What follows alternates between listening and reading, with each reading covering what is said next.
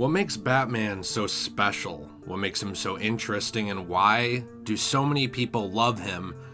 And why does he infuriate others, which is very clearly mirrored in the universes that he occupies, very much being looked up to by some and tolerated / disdained by others, just like in the comic book community, where there are many who are very tired of this character as well.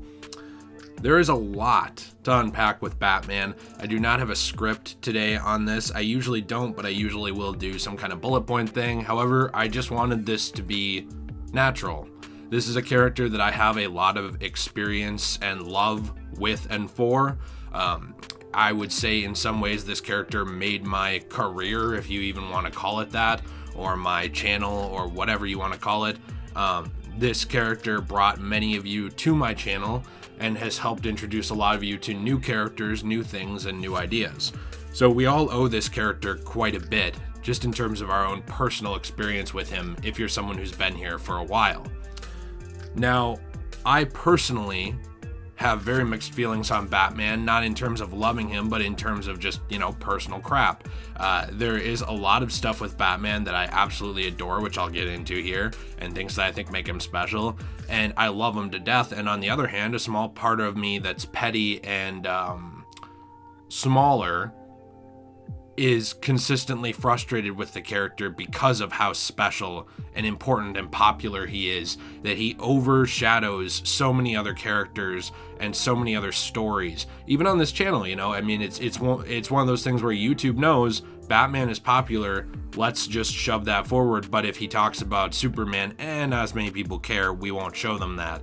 It's something where even AI algorithms know how big Batman is, which is both very cool and very frustrating depending on what end of that spectrum you are on. Batman is a character that exists in so many different continuities, and that is one thing that makes him very special. And yes, all of these characters do, right? There's so many forms of Superman, Wonder Woman, The Flash, Spider-Man, Doctor Strange, Venom, any of these characters on either side of Marvel or DC, either of them in the infinite multiverses of each continuity.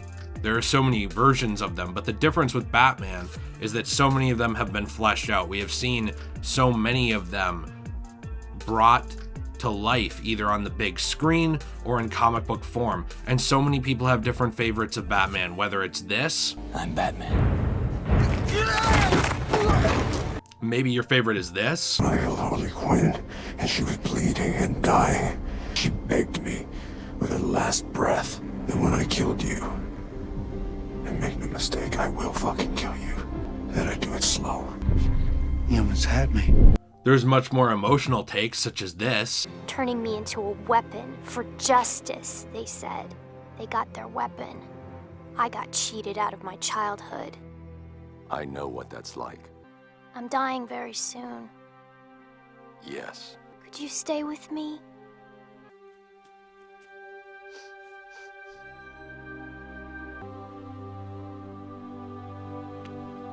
Or maybe it's the one that brought many of you to this channel in the first place and got you introduced to me.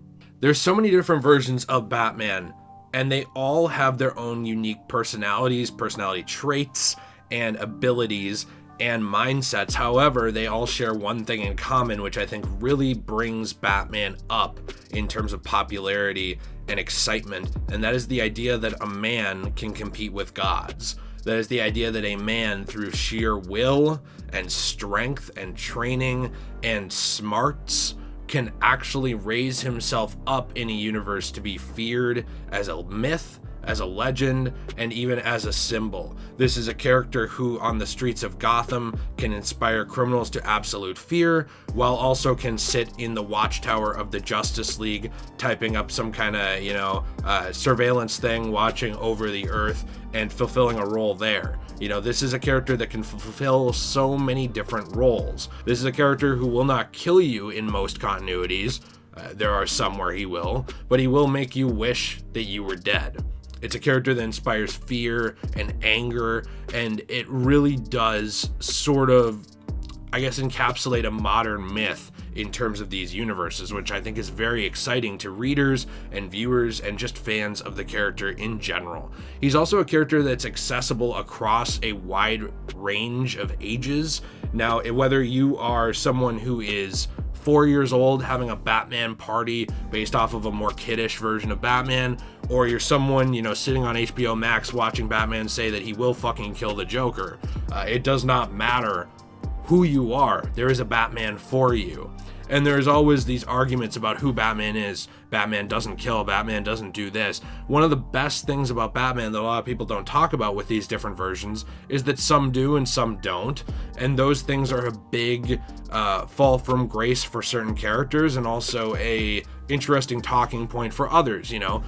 Does the Dark Knight Batman, for example, does him not saving Ra's al Ghul, or does him allowing certain people to die, does that matter? Does that count as killing? Versus Michael Keaton's Batman knocking a grenade back at a guy and killing him. Which of these things do we care more about? But then, you have Ben Affleck's Batman, where it's a bigger deal because he's gunning people down with the Batmobile very obviously. There's a lot of discussion around this character and passion because of this rule. It's even stated in The Dark Knight. You have all these rules, and you think they'll save you. I have one rule, And that's the rule you'll have to break to know the truth. which is The only sensible way to live in this world is without rules. And tonight, you're gonna break your one rule. This rule is so important to people because of what a key cornerstone it is to the character. Will this Batman kill? Will he not? Why did he start killing? Can he stop?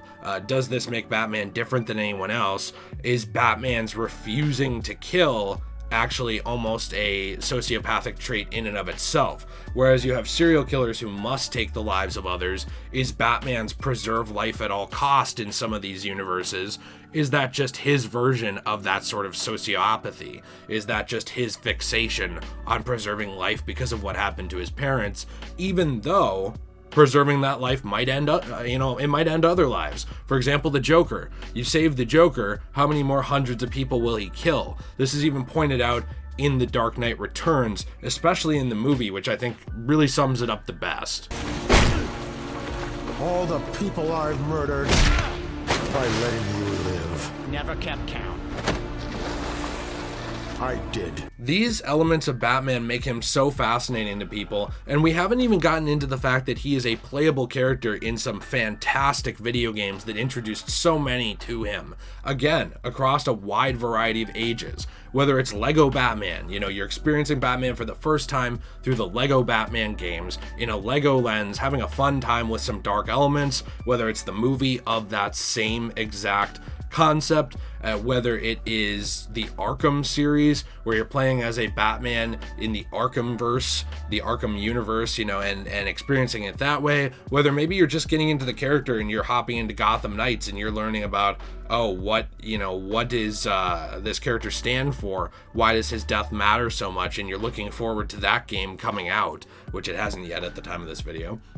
There are so many different ways to look at this character through the lens of video games, and playable ways as well. I mean, maybe he is, the slower character from Lego, again, like I said, or he's the much faster tactical version from Arkham, or maybe he's the version you encounter in DC Universe Online. There's so many different ways to experience this character. Again, and he has transcended so many mediums, movies, books, comic books, video games. This is a character in everything because he's so special, because he means so much to people, and because people absolutely adore him. There's so many other things we can get into as well here too. A couple to just touch on before I end this as well is that he does show that mental illness doesn't mean that you have to sit around for the rest of your life and do nothing. He is a character that very obviously, though some people don't want to admit it, does struggle with a lot of mental illnesses, depression. He can't trust anyone around him or get close to people. This is a character with very severe PTSD as well. This is a character who's gone through a lot of things, but he doesn't become a shut-in.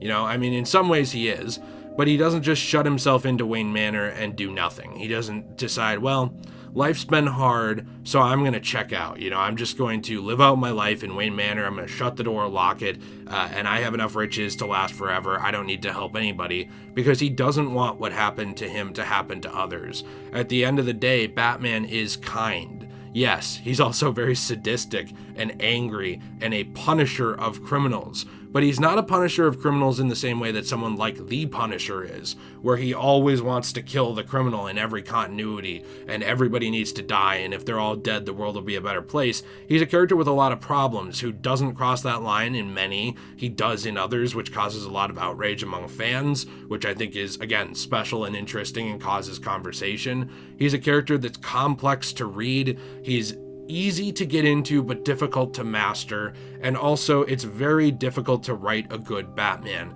We can even see some of the best Batman writers like Frank Miller struggle with this. For example, Dark Knight Returns and Year One are fantastic, right? But Dark Knight Strikes Again, terrible. However, we also have something like Dark Knight Master Race, which a lot of people didn't read, but I would say is pretty good. You know, this is a character that, like I said, it's difficult to master in terms of writing and reading, and he is just fascinating through and through. Let me know what you think in the comments down below. I hope you enjoyed this. I would get more into this stuff, but it could go for like, you know, an hour, which I think would be a bit much. What do you think? How'd you get into this character? What are your thoughts?